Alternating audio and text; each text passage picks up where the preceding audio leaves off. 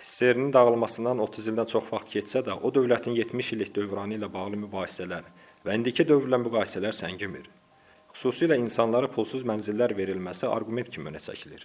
Sovet dövründə yaşayan və həmin zamana qayıtmaq istəməyənlərin fikrincə, SSRİ-də ərzaq məhsulları və geyim məmulatları sarıdan o qədər qıtlıq olub ki, insanlar çox əziyyət çəkiblər. Bundan başqa Sovet dövründə maaşların aşağı olduğunu, insanların əməyinə düzgün qiymət verilmədiyi bildirilir.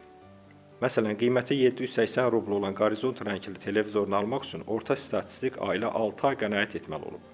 Mənzillər isə yalnız sözdə pulsuz verilib.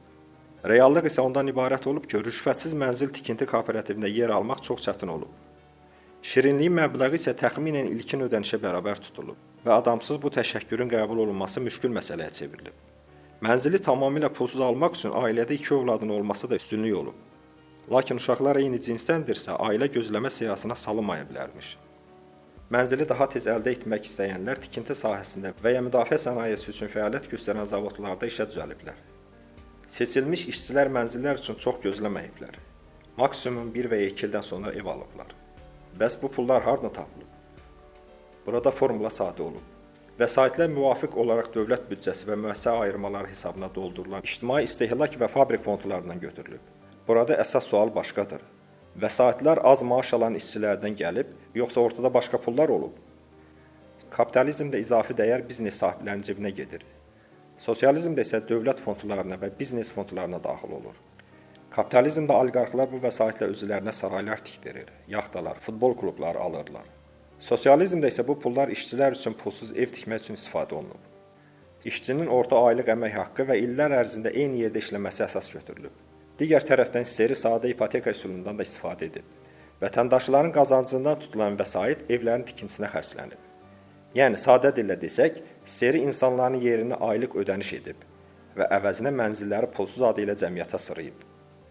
Sovet dövlətində mənzili özəlləşdirmək, yəni onu almaq, satmaq, hədiyyə vermək və vəsiyyət etmək olmayıb.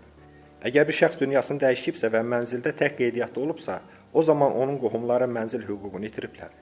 Beləliklə, bir çox insan nənəsinin və ya babasının yaşayış yerini əlindən çıxarıb.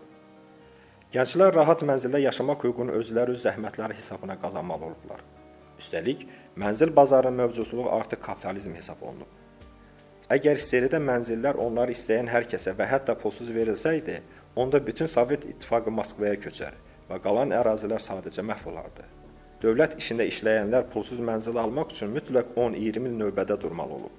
Üstəlik, adamların işlədikləri şəhərdə mənzil ala bilmə ehtimalı yüksək olmayıb. SSRİ-də xaricə səyahət edə bilmək, həm də ölkə ərazisində sərbəst hərəkət etmək məhdudiyyət olub. Ciddi pasport rejimini pozanları 2 ilə qədər həbs cəzası gözləyib. Müharibədən əvvəl SSRİ əhalisinin 80%-ə yaxını kəndlərdə yaşayıb və onlar üçün hər hansı mənzil əhəmiyyət kəsb etməyib. Digər tərəfdən kommunistlər istədikləri şəxsi mülkündən məhrum edərək Sibirə göndərə biliblər. Stalinin dövründə sənaye müəssisələrində çalışan işçilər də az qala təhkimli kimi olublar. Fabrik və ya zavoddakı işdən çıxmaq asan olmayıb. Halbuki SSRİ-də işçilərin maaşı Amerika və Avropadakı fəhlələrdən 5-10 dəfə aşağı olub. Müvafiq olaraq işçilərdən alınan kommunist izafi dəyərin 90-95% mega layihələrə, yəni nüvə proqramının inkişafına, kosmosun fəthinə, sosialist düşərgəsi ölkələrinə yardım kimi xərclənib. Bununla belə yalnız qalan qırıntılar ölkə vətəndaşları üçün mənzil tikintisinə sərf edilib. Stalin dövründə kütləvi mənzil tikintisi olmayıb. Binalar Sovet partiya elitası və onlara xidmət edən yazıçılar, rəssamlar, hərbçilər, təbii ki, təhlükəsizlik işçilər üçün çox az sayda tikilib. Eyni zamanda mənzil alan da, almayan da, növbədə olan da, olmayan da dövlət üçün illərlə durmadan işləməli olub. Beləliklə, Sovet kommunist dövləti istisnasız olaraq bütün vətəndaşların qul əməyində ümumi iştirakını təmin edib və vətəndaşlara öz əməklərinin haqqı hesabına mənzil paylayaraq özünü qul haqqı yemirmiş kimi göstərib.